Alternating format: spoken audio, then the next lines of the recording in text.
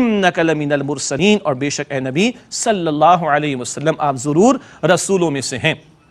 الحمدللہ دوسرے پارے کی تکمیل ہوئی اور تیسرا پارہ شروع ہوا چاہتا ہے۔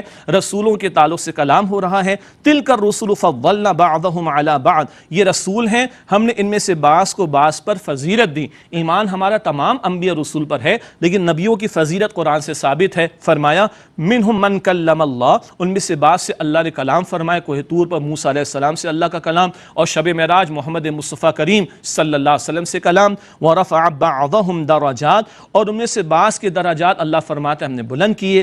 وآتینا عیسی ابن مریم البینات، اور ہم نے مریم کے بیٹے عیسیٰ علیہ السلام کو کھلی نشانیاں عطا کی۔ وأیدناہ بروح القدس، اور ہم نے روح القدس سے ان کی تائید کی، یعنی جبریل امین کے ذریعے علیہ السلام۔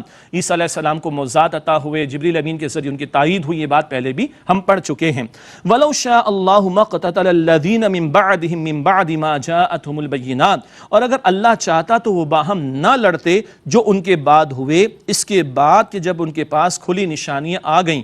وَلَٰكِنِ اخْتَلَفُوا، لیکن ان لوگوں نے اختلاف کیا۔ فَمِنْهُم مَّنْ آمَنَ وَمِنْهُم مَّنْ كَفَرَ، پھر ان میں سے کوئی ایمان لایا اور ان میں سے کسی نے کفر کیا۔ وَلَوْ شَاءَ اللَّهُ مَا اقْتَتَلُوا، اور اگر اللہ چاہتا تو وہ باہم نہ لڑتے۔ یہ مقام ذرا اہم ہے، اشارہ کر دوں گا۔ اللہ چاہتا تو وہ نہ لڑتے، تو کیا اللہ نے چاہا کہ وہ لڑے؟ نہ، اللہ تعالیٰ نے اختلاف کرنے کا حق دیا ہے، جو چاہے نیکی کی طرف جائے، جو چاہے بدی کی طرف جائے۔ اللہ نے امتحان کے لیے پیدا کیا۔ اللہ زبردستی کسی کو ہدایت کی راہ پر نہیں لاتا، زبردستی کسی کو گمراہی کی طرف لے کے نہیں جاتا۔ بندے جس طرف چلنا چاہتے اسی طرف اللہ ان کو چلا دیتا ہے۔ ہاں، جب بندے گناہ کرتے ہیں تو اللہ خوش نہیں ہوتا، یہ اللہ نے اجازت دے رکھی ہے، امتحان کے لیے پیدا کیا۔ اور بندے نیکی کرتے ہیں اپنے اس اختیار کو استعمال کر کے تو اللہ راضی ہوتا ہے۔ مشیت کا معاملہ الگ ہے اور راضی ہونے کا معاملہ الگ ہے۔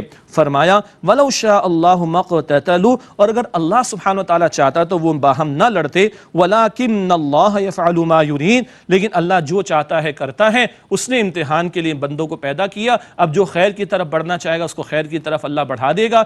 سورہ شورى کی آیت نمبر 13 ہے۔ اور جو خود ٹیڑھا ہونا چاہے گا اللہ تعالیٰ اسی راستے پہ اس کو ڈال دے گا۔ سورہ صف کی آیت نمبر 5 میں ذکر ہمارے سامنے آتا ہے۔ الحمدللہ، اعوذ باللہ من الشیطان الرجیم، بسم اللہ الرحمن الرحیم۔ یا ایہا الذین آمنوا، اے وہ لوگوں جو ایمان لائے ہو، انفقوا مما رزقناکم، خرچ کرو اس میں سے جو ہم نے تمہیں رزق کے طور پر عطا فرمایا۔ من قبل ان یأتی یوم، اس سے پہلے کہ وہ دن آ جائے، لا بیع فیہ ولا خلۃ ولا شفاعہ، جس میں نہ خرید و فروخت ہوگی، نہ دوستی اور نہ ہی کوئی سفارش کام آئے گی۔ ایمان والوں سے خطاب ہے، اور اس دن کے آنے سے پہلے پہلے خرچ کرنے کا تقاضا کس میں سے؟ جو اللہ نے بطور رزق دیا، ہمارا نہیں، اللہ ہی کا ہے، اسی کو لوٹانے کا تقاضا۔ فرمایا اس دن نہ کوئی خرید و فروخت کام آئے گی، نہ کوئی دوستی کام آئے گی، نہ کوئی سفارش کام آئے گی۔ ہاں، شفاعت حق کے تو ہم قائل ہیں، آگے آیت الکرسی میں ذکر آیا چاہتا ہے، لیکن جو لوگ کل کی تیاری نہیں کر رہے، آگے الفاظ سنیے قرآن کیا فرما رہا ہے۔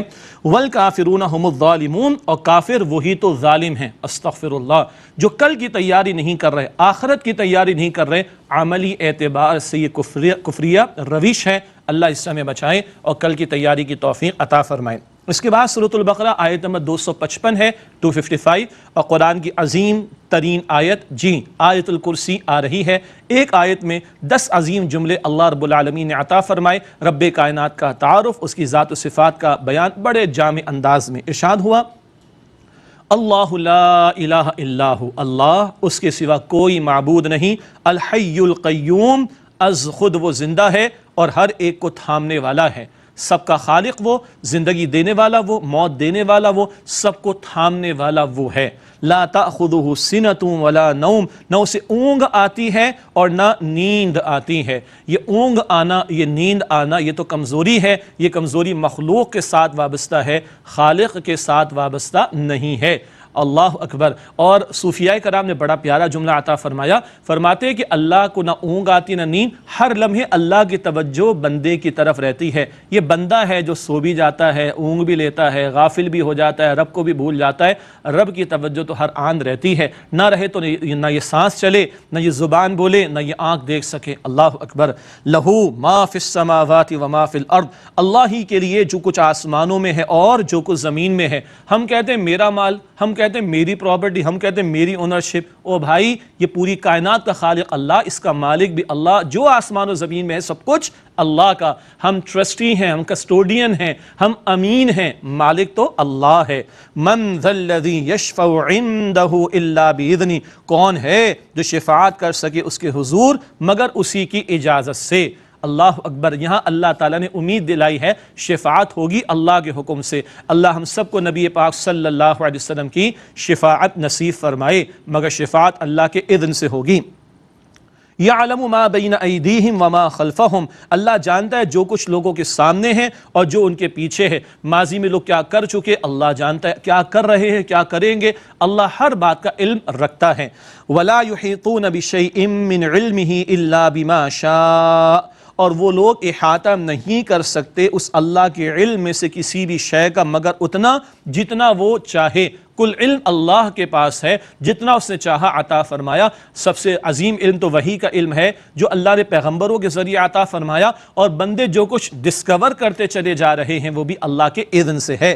وسع کرسیہ السماوات والارض، اور اللہ کی کرسی سمائے ہوئے ہے آسمانوں اور زمین کو. اللہ کی کرسی اصل کیفیت تو اللہ ہی جانتا ہے، یہ متشابہات میں سے ہے. ایک رائے اہل علم کی یہ ہے کہ یہ اللہ رب العالمین کی جو بادشاہت ہے پوری کائنات پر اس کی طرف اشارہ.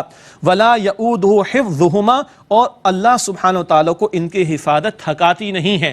یہ تو وہ لوگ ہیں جنہوں نے پچھلی کتابوں میں تحریف کر دی اور لکھ دیا معاذ اللہ he created the heavens and the earth in 6 days and he rested on the 7th. معاذ اللہ کہ اللہ نے 6 دنوں میں آسمان و زمین کو بنایا، 7ویں دن اللہ تھک گیا، استغفر اللہ، اس نے آرام کیا. معاذ اللہ، یہ پچھلی کتابوں میں تحریف کی اہل کتاب نے. قرآن کہتے ہیں نہ، ولا یؤودہ حفظہما، اس اللہ سبحانہ تعالیٰ کو زمین و آسمان کی حفاظت تھکاتی نہیں.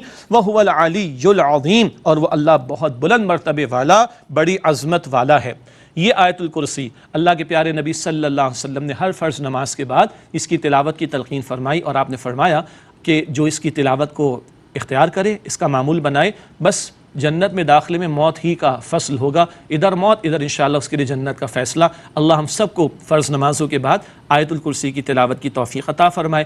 حفاظت کے لیے بھی اللہ کے نبی علیہ السلام نے اس کی تلقین فرمائی. رات کو جب بستر پر لیٹیں تب بھی اللہ کے نبی علیہ السلام نے تلقین فرمائی کہ لیٹ کر سورۃ البقرہ کی اس آیت الکرسی کی تلاوت کا اہتمام کیا کرو. اگلی آیت کو